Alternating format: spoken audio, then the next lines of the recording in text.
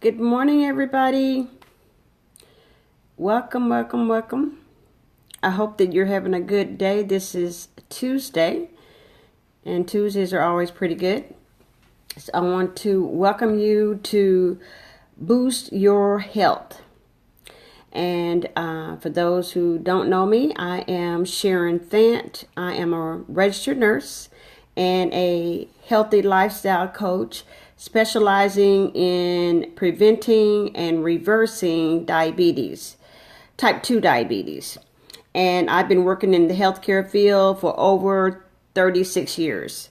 And I've been helping people, and I'm here to help you become the healthiest version of yourself. So what's the topic of today? The topic for today is caffeine. So I want to talk a little bit about caffeine and what caffeine does to affect your health. So, many of us drink coffee. I personally have been drinking coffee for years, and with the thought process that, it's going to make me more alert. I'm going to get more things done. I can, get my job done quicker because I'm, taking in some caffeine. I know caffeine comes in a whole lot of different forms. Hey, you can have caffeine through coffee. You can have caffeine through tea. You can have caffeine through chocolates, different types of candy. You can get caffeine even in the Red Bulls. And, everybody, I'm not, bashing any kind of brand, but all those high caffeine booster drinks. So you can see caffeine and all of that. So today, what I want to do is talk to you about caffeine and how caffeine affects your health. It is actually not the healthiest drink for us to have. And of course, we all know that water is the healthiest drink for us all to have. So let's just kind of get right into caffeine, some of the facts that I wanted you to know about caffeine for today. For those who are probably drinking their first cup of coffee right now.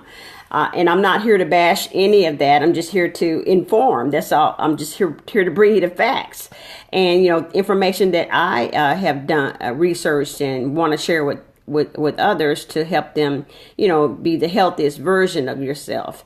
So this is in no way a judgmental type of video or anything. So I'm not here to judge. I'm not here to do any of that. Just here to pass on some information that I have discovered, in my research about caffeine. So caffeine is considered a drug because the reason it's considered a drug is because it stimulates the central nervous system and it causes increased alertness. And that's why we take it, right? That's why we drink our coffee, because it is increased alertness that we get from the coffee.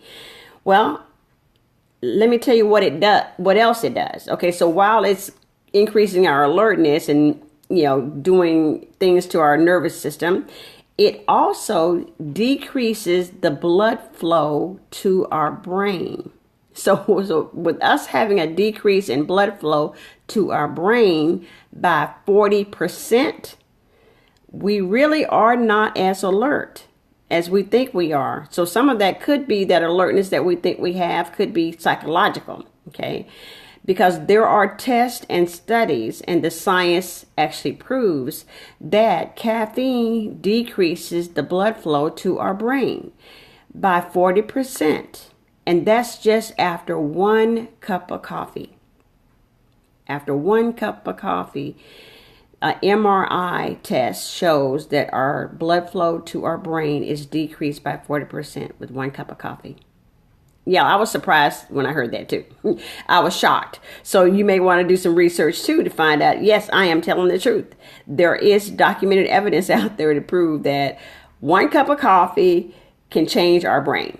1 cup of coffee. Not change it for the best, but change it for the worse, where we're thinking we're, going to get more things done. We actually are not. Okay, the other thing that caffeine does, it's got a lot of other negative effects on our body.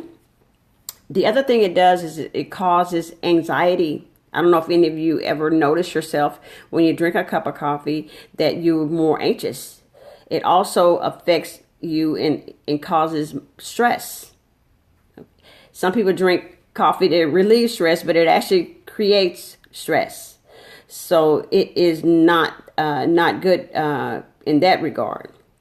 A second thing that coffee or caffeine, not just coffee, because again, we can get caffeine in other ways. We can get it through black tea. We can actually get it through green tea. We can actually get it, through candies, mostly chocolate candies. Those are all ways that we can get caffeine. And there are things that we can get caffeine in. We don't even know that we're getting caffeine in. A lot of the weight loss products that some people take, if you read the label, it has caffeine in it too. So weight loss products can have caffeine in it, but it really does not help you to lose weight. And I'm going to tell you why in just a few minutes, why it's not helping you with weight loss. Caffeine is not helping with weight loss. It causes dizziness, again, because you got a decreased blood flow to the brain. That's why caffeine can cause dizziness. I don't know if any of you noticed, but sometimes our day is so busy, we can't even notice those little subtle things that's going on with our brain and with our body. We have no clue sometimes that we got dizzy, or we stood up, really fast, and there we go, we got dizzy. Well, that could be caused by many reasons, but it also could be caused by caffeine.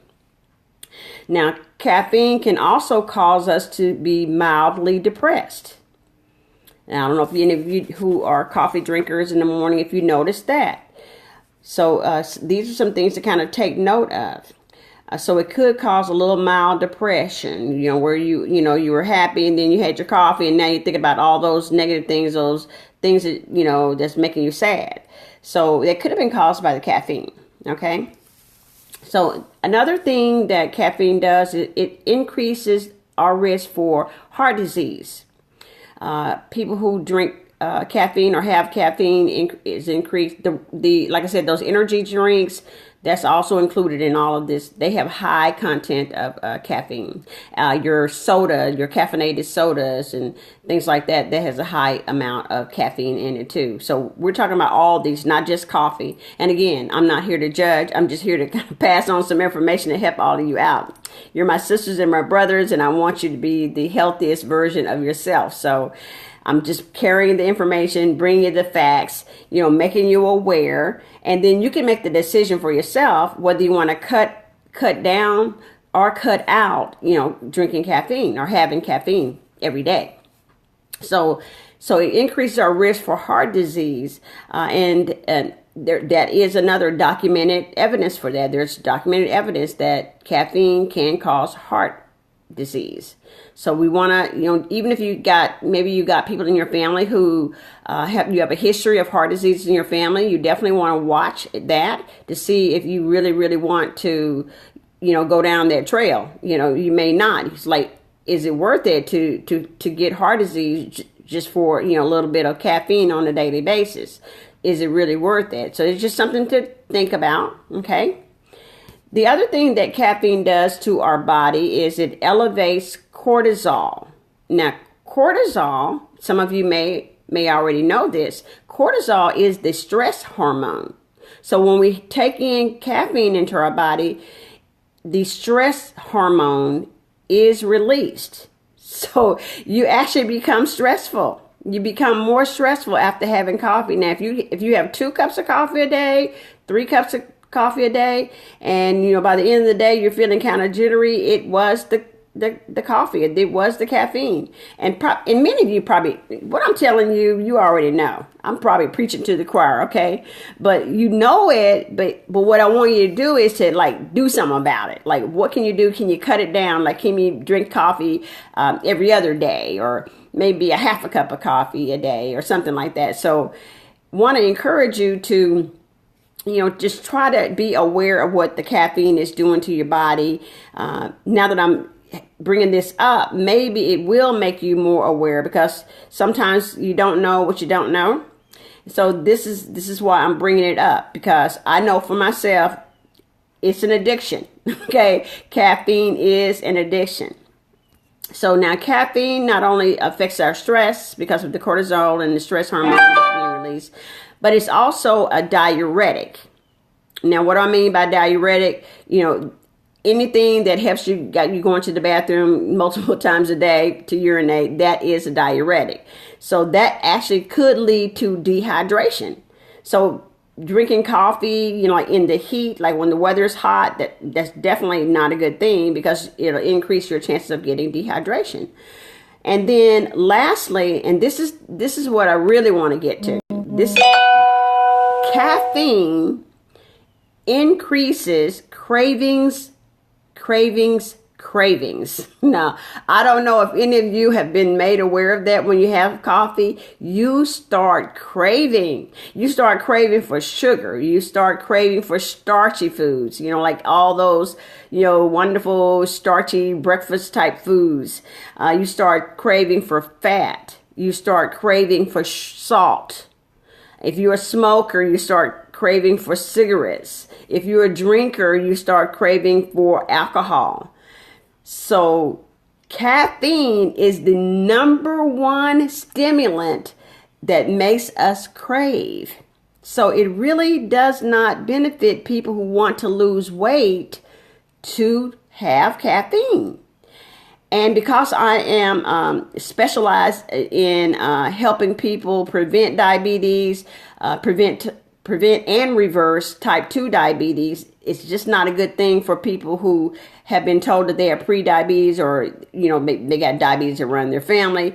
Having caffeine, it's going to increase our cravings. It's going to have us eating more. Our blood sugars are going to go up. It's going to get us in a position where we're not in control of the diabetes that we've been told that we have. That is one of the reasons that diabetics can be uncontrolled, because they have no clue that it was the caffeine that they were drinking or eating foods with caffeine that was causing them to eat more. And it was like a craving. Because caffeine is addicting. Caffeine is addicting. So most of our daily requirements, we have certain foods, we should eat fruit, should eat vegetables, all those daily requirements that we have. I want to tell you that caffeine is not a daily requirement. Yeah, we don't have to have caffeine. We don't have to have coffee. But because it's addicting, our body said, hey, where's the coffee? Your first thing in the morning. You can't go anywhere. You can't do anything until you have that first cup of coffee. So it is addicting, and it is one of the most powerful addicting foods. Caffeine, drugs, whatever you want to call it. It is a drug. It is a food.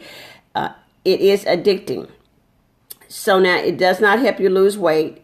It does not help you when you're trying to get your blood sugars in control. It will not help you lower your blood sugar, because it will help you eat more. Okay. And you definitely don't want to eat more if you're trying to lower your blood sugar, control the diabetes, and get off some of the medications that you're on. If you want to stop your insulin shots, you have to watch how much caffeine that you're having.